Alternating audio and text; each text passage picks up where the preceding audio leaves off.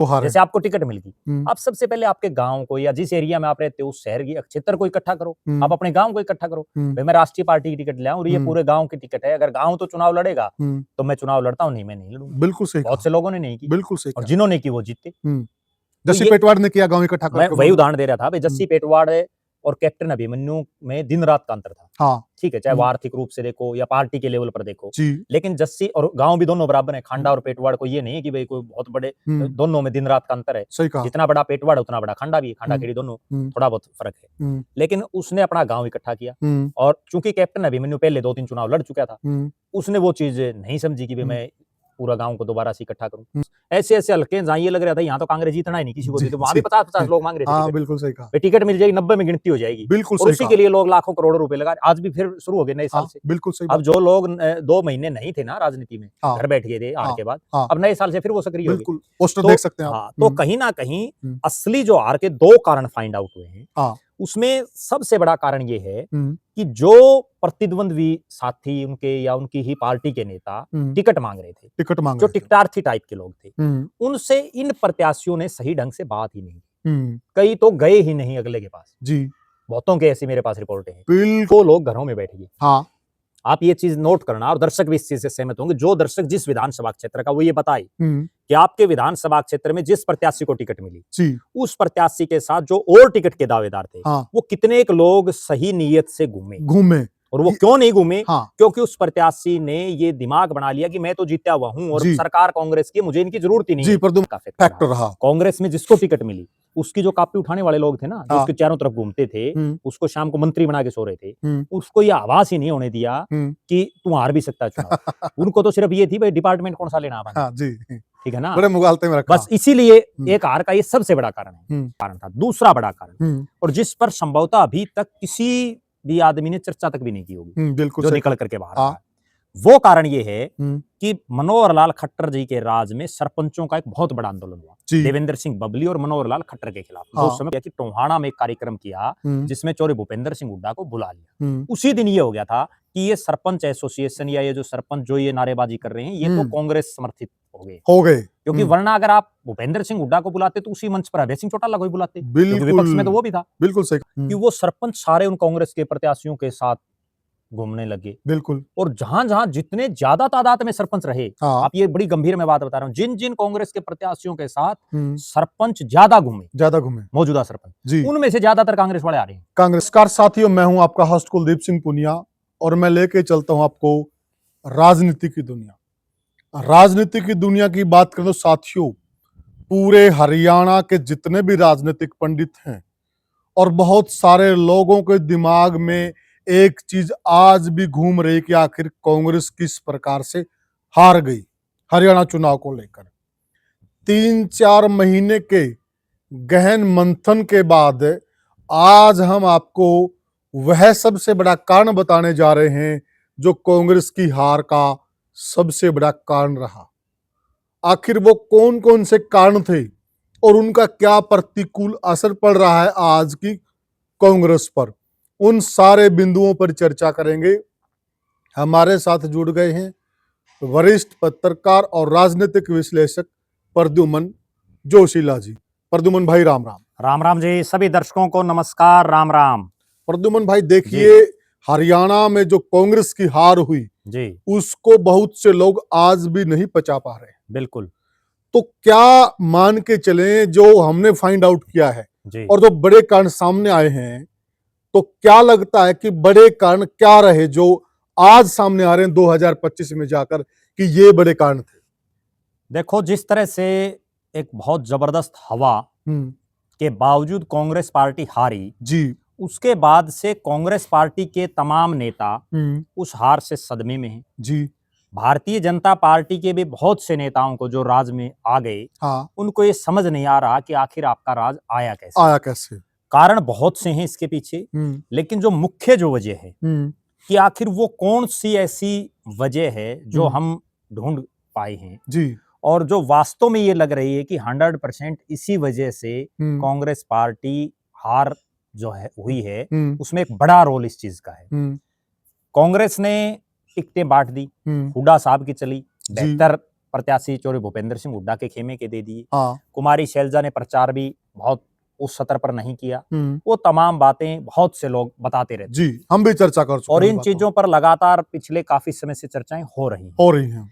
ठीक है, जिस नेता की चलेगी, भाई सीधी बात है, जिसकी चौधर है वो चौधर चलाएगा और जिसके हाथ में वो अपने कार्यकर्ताओं को दिलाएगा भी। राजनीति भी यही कहती है। जैसे चौधरी देवीलाल जी ने अपने एक बेटे को एक बार सरकार में चेयरमैन बना दिया था, तो उनसे पत्रकारों ने ये पूछा कि आप खुद मुख्यमंत्री हो जी और आपने अपने बेटे को चेयरमैन बना दिया, तो चौधरी देवीलाल ने बड़े तपाक से कहा कि मैं और के बंसीलाल के चौरन बनाऊं। सही बात है, मैं मेरे ने बनाऊंगा। बिल्कुल सही बात तो अगर है। हुड्डा साहब को कमान है तो सीधी बात वो अपने आदमी को देंगे टिकट। नेचुरल बात है, इसमें कोई दो राय नहीं। बिल्कुल। शैलजा के जब हाथ में थी कमान तो शैलजा ने ऐसे ऐसे प्रत्याशी उतारे थे, 80 में 3000 वोट आए शैलजा ने। सही बात है।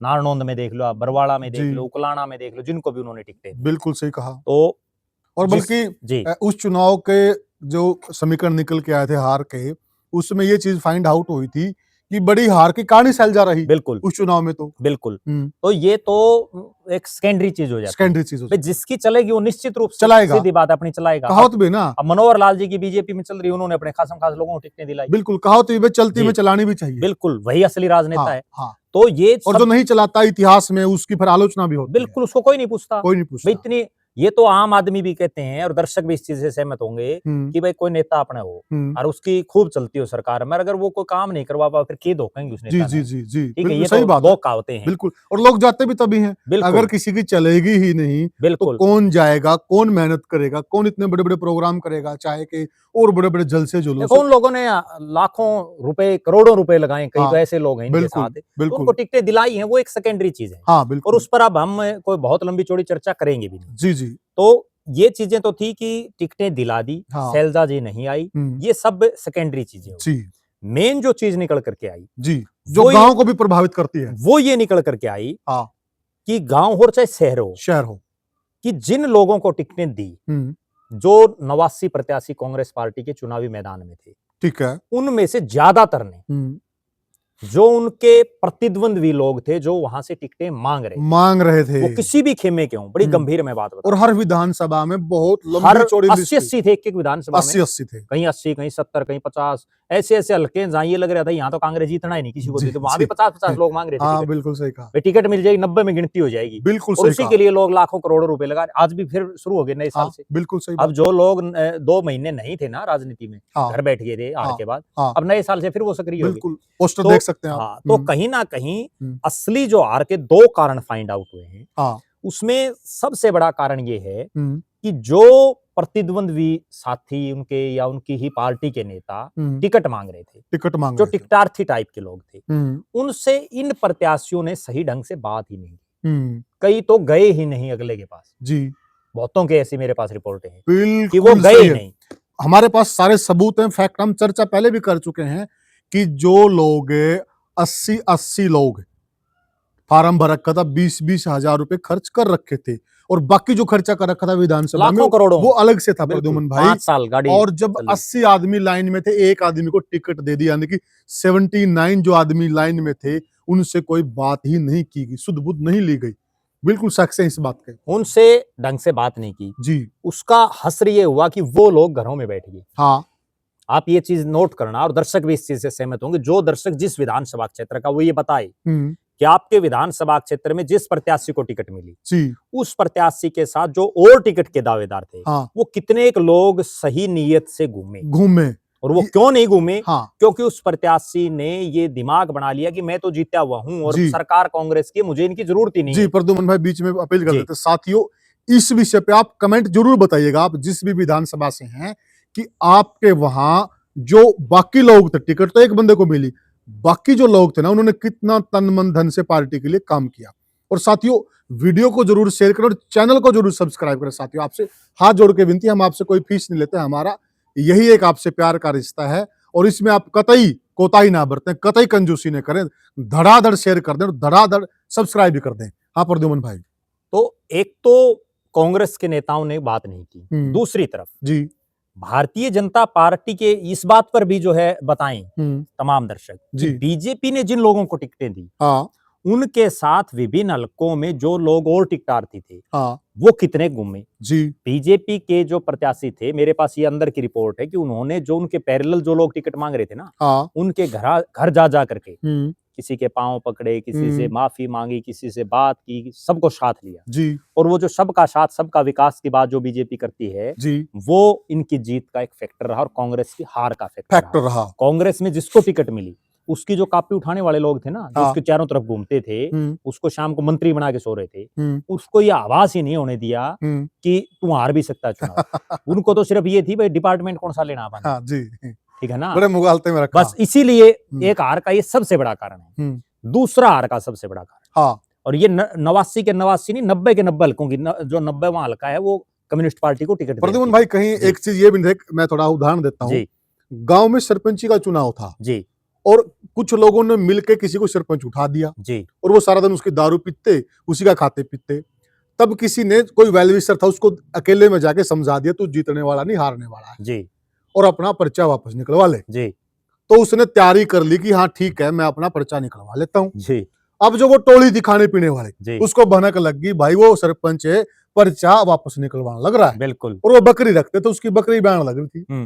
वो बोला भाई एक काम कर दे, जब तक ये मेरी बकरी नहीं ब्यान दी ना, जब तक तो तू पर्चा ना निकलवाने दे, आगे मेरी जिम्मेदारी मैं नहीं निकलवाने दूंगा और 2 महीने नहीं खावा पीवांगे। सही बात है। तो ये जो लोग होते हैं ना, जो आसपास के लोग होते हैं, इनका मोटिव अलग होता है और ये प्रत्याशी को सही पिक्चर देखने नहीं देते। बिल्कुल, ये तो उसको सुपना में रखते हैं सारा दिन। हाँ अब जो है ना, अच्छा एक चीज और देखो, कांग्रेस के जो नेता थे ना, जिनकी हम चर्चा कर रहे हैं, इन्होंने खूब खर्चा लगा, अंधाधुंध, ठीक है, और जो इनके इर्द गिर्द जो लोग रहते थे वो ऐसे थे बहुत से, तो जिन्होंने अपने बूथ भी सही ढंग से नहीं संभाला। हाँ बिल्कुल, वो हार का एक कारण था। दूसरा बड़ा कारण, और जिस पर संभवतः अभी तक किसी भी आदमी ने चर्चा तक भी नहीं की होगी, बिल्कुल जो निकल करके बाहर आ, वो कारण ये है कि मनोहर लाल खट्टर जी के राज में सरपंचों का एक बहुत बड़ा आंदोलन हुआ, देवेंद्र सिंह बबली और मनोहर लाल खट्टर के खिलाफ, जो उस समय पंचायत मंत्री थे। बिल्कुल बिल्कुल। और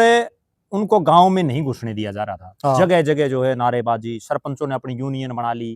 और उसके बाद उन्होंने क्या किया कि टोहाना में एक कार्यक्रम किया जिसमें चौधरी भूपेंद्र सिंह हुड्डा को बुला लिया। उसी दिन ये हो गया था कि ये सरपंच एसोसिएशन या ये जो सरपंच जो ये नारेबाजी कर रहे हैं, ये तो कांग्रेस समर्थित हो गए। क्योंकि वरना अगर आप भूपेंद्र सिंह हुड्डा को बुलाते तो उसी मंच पर अभय सिंह चौटाला को भी बुलाते, क्योंकि विपक्ष में तो वो भी था। बिल्कुल सही कहा, ठीक है ना।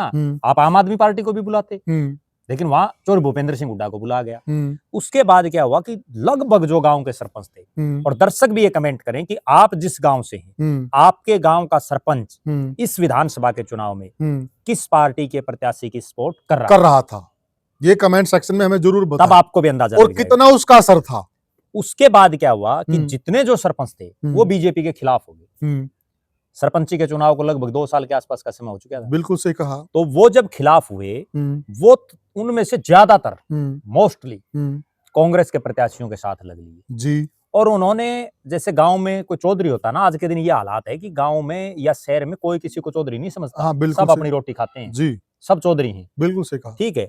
अब वो समाना जा लिया जब एक आदमी पूरे गांव का ठेका ले लेता था कि मैं पूरे गांव के वोट में डलवा दूंगा। अब हुआ क्या कि वो सरपंच सारे उन कांग्रेस के प्रत्याशियों के साथ घूमने लगे। बिल्कुल। और जहां जहां जितने ज्यादा तादाद में सरपंच रहे, आप ये बड़ी गंभीर मैं बात बता रहा हूं, जिन जिन कांग्रेस के प्रत्याशियों के साथ सरपंच ज्यादा घूमे मौजूदा सरपंच, उनमें से ज्यादातर कांग्रेस वाले आ रहे हैं।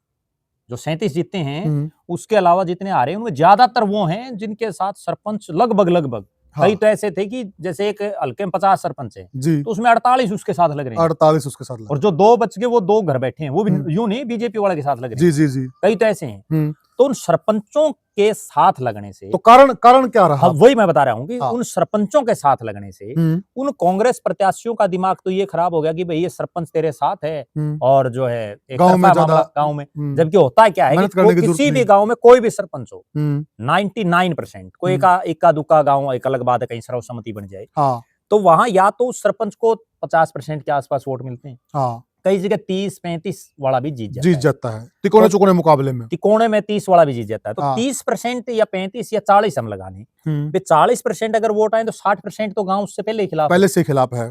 और जब वो बन गया और 2 साल में, चूंकि वो सरपंच ही खुद ये कहते हैं, जितने सरपंच है ना ज्यादातर ये कहते हैं खुद अपने मुंह जी, से, और आप भी सहमत होंगे इस बात से कि बीजेपी के राज में बीजेपी ने हमारे को कोई काम नहीं करने दिया, क्योंकि सरकार ने कंडीशन लगा दी कि 10 लाख से ऊपर जो है ई टेंडरिंग होगी। हाँ, और वो ई टेंडरिंग में सरपंचों ने काम नहीं किया, काम नहीं किया तो ग्रांट नहीं आई, गांव में काम नहीं हुए। तो लिहाजा जो 30-40% लोगों ने जिन्होंने उनको वोट दिया उम्मीद है, से उनमें से भी आधे उनके खिलाफ हो जाते हैं। हाँ, जिस दिन वो बन जाते हैं आधे तो उसी दिन खिलाफ हो जाते हैं, बिल्कुल। और रहे सही काम ना होने की वजह से हो जाते हैं। और प्रद्युमन भाई, दर्शक भी हमारे साथ एग्री करेंगे, दर्शक भी इसी परिवेश से आते हैं, उनको भली बात मालूम है कि जब सरपंच जीत जाता है ना, और ज्यादा समय नहीं गुजरता है, कुछ महीने बाद ही जो लोग सरपंच को जिताने के लिए जोर लगाते हैं, पूरा अंगा लगाते हैं, सबसे पहले खिलाफ भी वही होते हैं सरपंच। बिल्कुल, क्योंकि उनके काम नहीं कर पाते। हाँ। और अब तो ये सरपंच खुद ही मान रहे हैं भाई हम काम करेंगे नहीं। सरपंच खुद ये कह रहे हैं नहीं करेंगे भाई। बिल्कुल। तो फिर काम होंगे कैसे? तो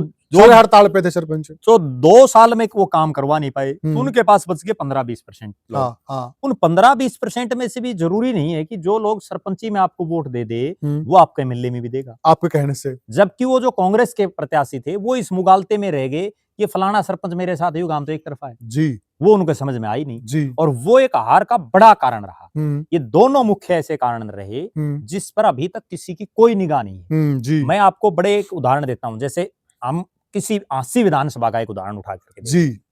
कांग्रेस पार्टी ने जिस प्रत्याशी को टिकट दी, वो तो उन कांग्रेसियों के पास ही निगाह जो टिकट मांग रहे थे ज्यादातर के पास। और बीजेपी ने जिसको टिकट दी वो सुबह 5 बजे जा लिया उनके पास जी। वो किसकी तरफ जाएंगे? सोचने वाली बात है। 80 का तो मैं आपको उदाहरण दे रहा हूँ, नाम भी बता सकता हूँ मैं, ठीक है। वही सेम हालात नलवा विधानसभा क्षेत्र में थी, वही सेम हालात अलग अलग हलकों में। नलवा में भी जो बीजेपी का प्रत्याशी था वो कई कांग्रेसियों के साथ गया है। हाँ बिल्कुल, उनसे उसने मीटिंग की। बिल्कुल। अभी कल ही हिसार का प्रत्याशी बोल रहा था कांग्रेस का किसी एक पत्रकार वार्ता में कि मेरी ये, उन्होंने 3-4 नाम लिए कांग्रेसियों जो यहाँ से टिकट मांग रहे थे, इनने किसी ने मदद नहीं की, इनने सबने सावित्री जिंदल की है जी। तो आपने मांगी नहीं मांगी, क्यों नहीं मदद की, कोई तो कमी है। हाँ बिल्कुल। सावित्री जिंदल की उन्होंने कैसे मदद कर दी जब आपकी नहीं की? आपकी नहीं की। कहीं ना कहीं तो कोई ना कोई तो फैक्ट है। तो असली कहानी और जो हार का सबसे बड़ा कारण, टिकट ठीक है हुड्डा साहब अपने लोगों को दिलाएंगे, शैलजा नहीं आई कोई बात नहीं, ये 2 मुख्य मेजर कारण हैं। एक तो जो आपके पैरेलल आपके साथी थे, सबसे बड़ी बात मैं बताता हूं आपको, और मैं भी जितने लोग मेरे से राय लेते हैं इस विषय में उनको भी ये बात कहता हूं जी, जिस भी साथी को टिकट मिल जाए किसी भी पार्टी की जी, उसको सबसे पहले, क्योंकि टिकट कटने का सबसे बड़ा गम उस आदमी को होता है जो उस टिकट की लाइन में होता है और उसके एंड टाइम पर टिकट ना मिले, जिसने करोड़ों रुपए खर्चा लगा रखा है। हाँ बिल्कुल। और उसको ना टिकट मिले, सबसे पहले आप टिकट मिलते आपके घर बाद में जाओ, सबसे पहले उन साथियों के घर जाओ जिनकी टिकटें कटी। हाँ बिल्कुल। और उनको उसी समय अपनी गाड़ी में बैठा लो, भाई अभी तुरंत बैठ जा। बिल्कुल। और अगर तू नहीं बैठता तो या ले टिकट, मैं चुनाव नहीं लड़ता। सही कहा। कोई आदमी ऐसा नहीं मिलेगा जो घर आए हुए को जो है ठुकरा दे। बिल्कुल। और अगर कोई मिल भी जाए तो स्टेज के माध्यम से अगला बोल भी सकता है भाई मैं फलाना आदमी के घर गया था, मैं उसको टिकट मैं दे के आया था, पार्टी ने तो उसको टिकट नहीं दी लेकिन मैं दे के आया था, लेकिन अगर नहीं लड़े तो मैं क्या करूं। सही कहा। उससे फिर क्या है कि जो उसके साथ जो लोग जुड़े हैं वो भावनात्मक रूप से उस प्रत्याशी के साथ लग लेते हैं। दूसरा, उन प्रत्याशियों को एक चीज और करनी चाहिए जो कांग्रेस के प्रत्याशियों ने ज्यादातर जगहों पर नहीं की, और जिन जिन ने की वो जीते। मैं एक बड़ी गंभीर बात बता रहा हूँ, जिन जिन लोगों ने की वो जीते, लेकिन जिनने नहीं की वो हारे। जैसे आपको टिकट मिल गई, आप सबसे पहले आपके गांव को या जिस एरिया में आप रहते हो उस शहर की क्षेत्र को इकट्ठा करो, आप अपने गांव को इकट्ठा करो। भाई मैं राष्ट्रीय पार्टी की टिकट ले आऊं और ये पूरे गांव की टिकट है, अगर गांव तो चुनाव लड़ेगा तो मैं चुनाव लड़ता हूँ, नहीं मैं नहीं लड़ूंगा। बिल्कुल सही। बहुत से लोगों ने नहीं की, बिल्कुल सही, और जिन्होंने की वो जीते। जस्सी पेटवाड़ ने किया गांव इकट्ठा कर, मैं वही उदाहरण दे रहा था भाई, जस्सी पेटवाड़ और कैप्टन अभिमन्यु में दिन रात का अंतर था। हाँ ठीक है, चाहे वो आर्थिक रूप से देखो या पार्टी के लेवल पर देखो जी, लेकिन जस्सी और गांव भी दोनों बराबर है। खांडा और पेटवाड़ को ये नहीं कि भाई कोई बहुत बड़े, दोनों में दिन रात का अंतर है। सही कहा। जितना बड़ा पेटवाड़ उतना बड़ा खांडा भी है, खांडा खेड़ी दोनों थोड़ा बहुत फर्क है, लेकिन उसने अपना गांव इकट्ठा किया। और चूंकि कैप्टन अभिमन्यु पहले 2-3 चुनाव लड़ चुका था, उसने वो चीज नहीं समझी कि मैं पूरा गांव को दोबारा से इकट्ठा करूं, और जस्सी ने इकट्ठा किया तो उसका परिणाम आप देखो जी। और वैसे देखो खांडा गांव में कैप्टन साहब को समर्थन पूरा मिला है। नहीं, समर्थन तो मिलता है, इसमें कोई दो राय नहीं। वहां दरअसल असली कहानी क्या है कि खांडा प्रदेश के उन गांवों में है जिसने बहुत से विधायक देने का काम किया, बहुत से मंत्री देने का काम किया, और एक समय तो खांडा शाही के नाम से बड़ी मशहूर, बिल्कुल बिल्कुल ठीक है ना, बड़े खानदानी नेता, कहावत कही जाती खांडा शाही, बिल्कुल। लेकिन वो दरअसल होता क्या है कि दूसरे गांव में जब बड़ी पार्टी की टिकट मिल जाए तो फिर वो गांव और वो एकदम जुनून बन जाता है। हाँ बिल्कुल सही कहा। जबकि आप एक सब्जी हर रोज खाओ और एक दिन आपको दूसरी सब्जी देंगे तो उसका टेस्ट अलग ही होता है। बिल्कुल सही। तो वही चीज है। यस। तो ये दो मेजर कारण थे, एक सरपंचों का, क्योंकि वो सरपंच साथ लग लिए, लेकिन उसके बाद जो आम लोग थे वो कट गए आपसे। कट गए। चौधरी टाइप में जो लोग थे ना, उनको तो आपने साथ रख लिया। दूसरे जो आम लोग थे, एक बड़ी गंभीर मैं बात बता रहा हूं। थोड़ा सा एक एग्जांपल जी। देता हूं ये वाला। जी देखिए, हम चुनाव के दौरान हम भी कवरिंग कर रहे थे। जी हम एक गांव के अंदर गए जी और वहां हम जाके पूछ रहे थे लोगों से कि आप किस पार्टी को वोट दोगे और क्यों दोगे। तो हमारे सामने एक गांव में काफी सारे लोग थे, जी उन्होंने कहा जी हमने वोट तो कांग्रेस को देने थे, जी परंतु हम कांग्रेस को नहीं दे रहे। मैंने कहा जी ये क्या कारण है। बोले जी जो सरपंच कांग्रेस की तरफ लगा हुआ है, हम सरपंच के खिलाफ हैं, हमने चुनाव भी लड़ा था उनके खिलाफ, हम हार गए, वो जीत गया, परंतु हमने वोट कांग्रेस को देने थे, लेकिन अब नहीं देंगे क्योंकि सरपंच उनकी सपोर्ट कर रहा है।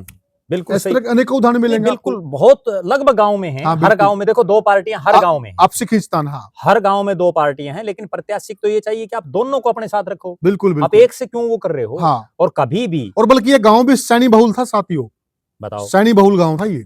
और एक और बड़ी गजब बात, जी, कभी भी कोई भी राजनेता हो जो चुनाव लड़ रहा है, उसको ये तो कभी सोचना ही नहीं चाहिए कि तू चुनाव जीता हुआ है। जी, चुनाव तो जब तक काउंटिंग नहीं हो जाती तब तक कोई तसल्ली नहीं, कोई तसल्ली कब नहीं। कहां क्या किसने की कहां वोट गिने, सब गुप्त मतदान है। बिल्कुल ठीक ठीक है, कहे कोई कुछ रहा है, वोट कहीं किसी को दे रहा है, लेकिन जो कांग्रेस के प्रत्याशी केवल और केवल इस मुगालते में रहे कि हम तो जीते बैठे हैं, सारे सरपंच हमारे साथ हैं, सारे चौधरी हमारे साथ, हमें ना तो अपने प्रत्याशी जो दावेदार हैं उनकी जरूरत है, ना हमें, और हम तो मंत्री बन के सोए हुए हैं। प्रद्युमन भाई, अपने कहावत है कि जब रावण ने श्री रामचंद्र से पूछा जी कि रामचंद्र जी आप क्यों जीते और मैं क्यों हारा, जी, क्या आपने कभी ये बात सोची है। बिल्कुल। रामचंद्र जी ने कहा नहीं, मैंने तो नहीं कभी सोची। जी, तो प्रभु श्री रामचंद्र के आगे रावण, जो बहुत बड़े ज्ञाता थे, जिनको 16 शास्त्र 4 वेद कंठस्थ थे, इतने बड़े ज्ञाता, सबसे बुद्धिमान आदमी, उन्होंने कहा प्रभु श्री रामचंद्र जी सिर्फ एक ही कारण है सबसे बड़ा, आपका भाई आपके साथ है और मेरा भाई मेरे साथ नहीं था। बिल्कुल। तो जो भाई कह लीजिए, जो साथी थे, जो टिकटार थी, वो भाई हैं, वो टिकट की चाह रख रहे थे, परंतु कांग्रेस की टिकट जिन लोगों को मिली वो एकदम से इतने घमंड में आ गए, उन्होंने उनको भाई समझना ही बंद कर दिया। बिल्कुल, उनके द्वार पे गए ही नहीं वो। उनके तो सिर्फ ये एक वहम था कि लोग धक्के से तुम्हारे को वोट देंगे, धक्के से देंगे, बस उस धक्का वाला चक्कर में वो ऐसा धक्का मार दिया लोगों ने, उल्टा पड़ गया। वो धक्का तो दिया, हाँ, उल्टा दे दिया, लेकिन वो दूसरा धक्का दे दिया, बिल्कुल धर्म धक्का दे दिया। बिल्कुल बिल्कुल बिल्कुल। और उसी का यह परिणाम है कि अब कांग्रेस के शीर्ष नेतृत्व को भी ये समझ आ गया कि दरअसल असली कहानी कहां से गड़बड़ हुई है। और इसीलिए अब हर रोज आप देखो कि ना विधायक दल का नेता चुना जा रहा कांग्रेस पार्टी का, ना प्रदेश अध्यक्ष कौन होगा, क्या होगा, इस्तीफा लेंगे नहीं लेंगे, कहीं कोई कार्रवाई नहीं। बिल्कुल। यहाँ तक कि प्रदेश अध्यक्ष के विधानसभा क्षेत्र की भी मैं बताऊं, उदयभान जी के, उदयभान जी भी खुद को जीता हुआ मान रहे थे। उन्होंने भी बहुत से जो उस क्षेत्र के प्रमुख लोग हैं उनसे बात ही नहीं की। जी जी, उनके ये दिमाग में था भाई ठीक है, बिल्कुल, मुख्यमंत्री हुड्डा साहब प्रदेश अध्यक्ष में जी सरकार चलाएंगे मौज से। प्रद्युमन भाई, मेरी चुनाव के दौरान दीपक बाबरिया जी से कई बार बात जी।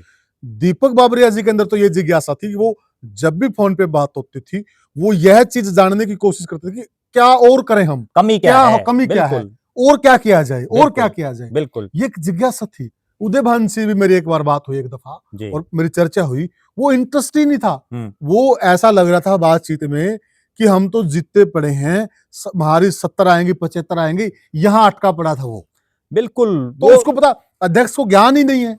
इसीलिए तो असली कहानी, आप एक चीज बड़ी गंभीर ये है कि इतनी बड़ी आप पार्टी चला रहे हो, अगर आपको वास्तव में धरातल की स्थिति का ज्ञान नहीं है तो फिर किस चीज की राजनीति, आपको छोड़ देनी चाहिए ऐसी राजनीति। सही कहा। जब सबको ये मालूम है कि असली, क्योंकि आप जब तक गांव में नहीं जाओगे, आप केवल हवा हवाई भाषणबाजी करोगे, उससे काम थोड़ी। आप एक बड़ी गंभीर बात मैं दर्शकों को बताऊं, पिछले 5 साल में चौधरी भूपेंद्र सिंह हुड्डा कितने गांव में जाकर के और लोगों के साथ बैठ करके उन्होंने कभी ये पूछा है लोगों के पास, जैसे चौधरी देवीलाल जाया करते कि भाई बताओ क्या दुख तकलीफ, केवल अपनी बात जी पूछते थे। अब उन्होंने एक अभियान चला चौधरी भूपेंद्र सिंह हुड्डा ने कि वो जो है अब हर विधानसभा क्षेत्र में प्रोग्राम उन्होंने रख दिए और उसमें ये रखा कि भाई हम जनता से पूछेंगे भाई जनता की क्या समस्या है, उनकी दुख तकलीफ जानेंगे। जबकि वहां होता क्या, हुड्डा साहब भाषण दे देते, उदय भांजी दे देते, दीपेंद्र हुड्डा दे देते, और नेता दे देते, लोगों की पूछते नहीं, लोगों की पूछते नहीं, और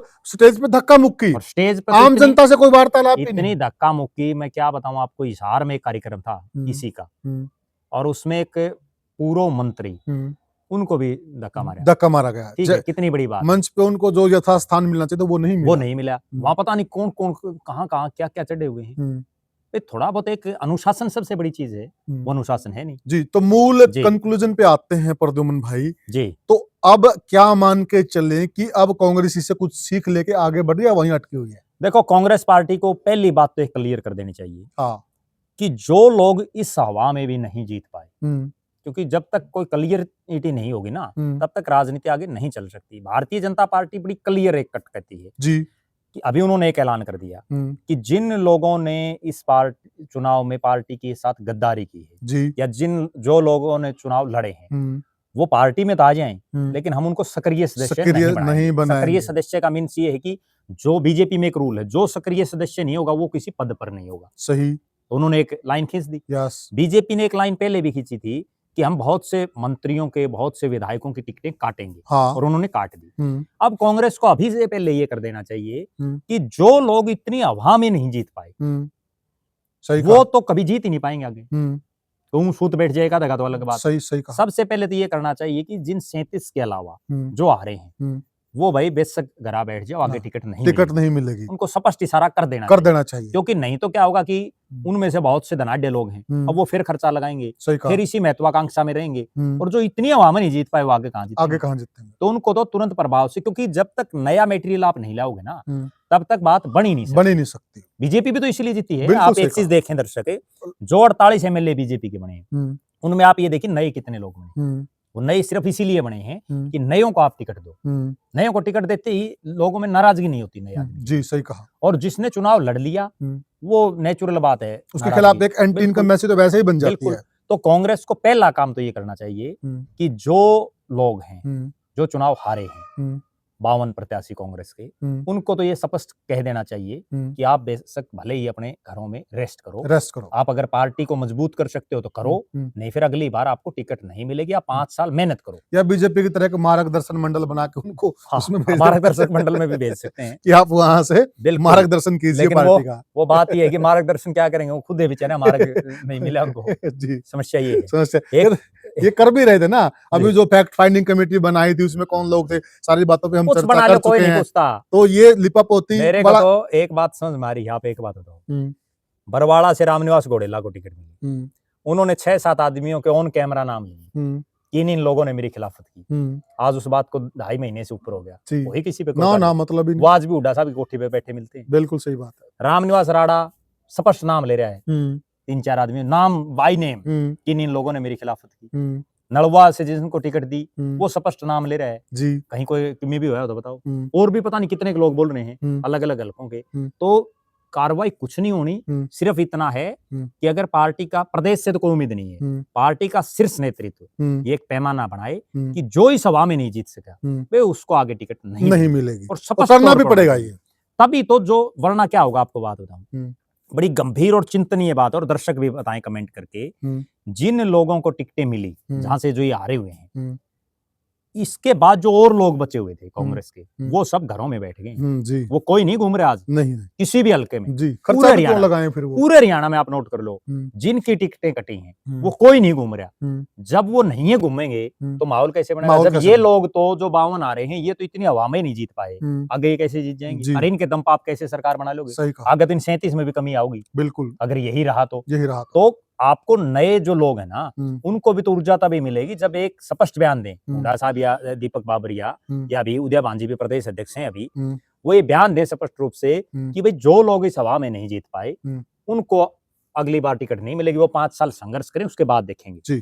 और ये कहते ही फिर क्या होगा कि जो लोग घरों में बैठे हैं ना, वो एकदम से बाहर निकलेंगे, और वो नई ऊर्जा के साथ, क्योंकि उनका खर्चा तो इलेक्शन का बच गया, तो वो जो है घुमा।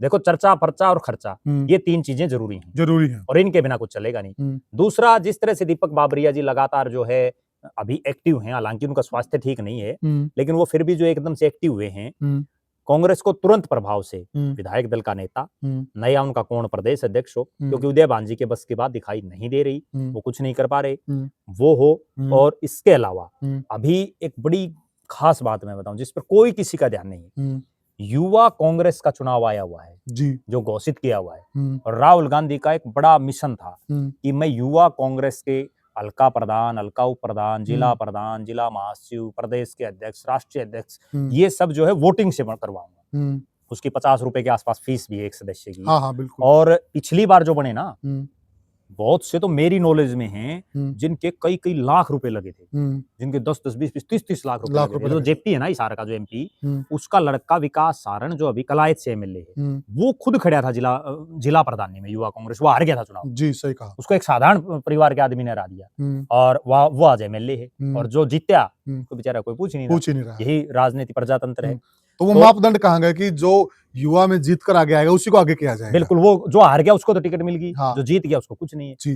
कहीं ना कहीं ये कुछ भी नहीं है। अब भवानीखेड़ा में रामकिशन फौजी का बेटा बना, ठीक है, वो फौजी को टिकट नहीं मिली। प्रदीप नारवाल, जिसको ये पता ही नहीं है कहाँ भवानीखेड़ा के गांव है, क्या है, प्रियंका गांधी के साथ बढ़िया उठ बैठती वो ले आए।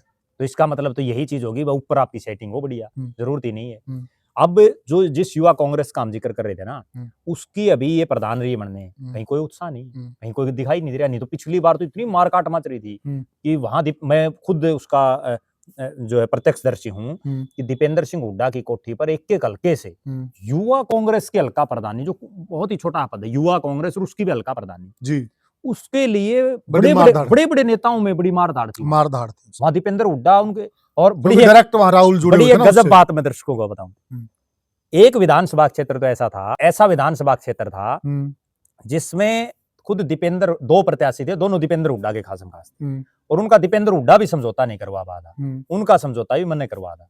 उसके बाद उनमें से एक को खड़ा रखा।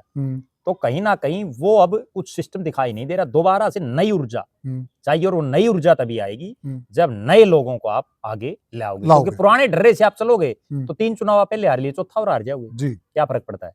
जी। तो साथियों, ये हमने चर्चा की कि कांग्रेस की हार के सबसे बड़े और जमीनी कारण, और साथ में प्रद्युमन भाई ने वो चीजें भी संज्ञान में लाने की कोशिश की कि कांग्रेस को क्या करना चाहिए अगर उसको दोबारा से जिंदा होना है हरियाणा के अंदर। तो आपको ये हमारी चर्चा कैसी लगी हमें कमेंट सेक्शन में जरूर बताइएगा, और वीडियो को ज्यादा से ज्यादा शेयर कीजिएगा और चैनल को सब्सक्राइब कीजिएगा। तो साथियों, फिर मिलेंगे आपसे। राम राम।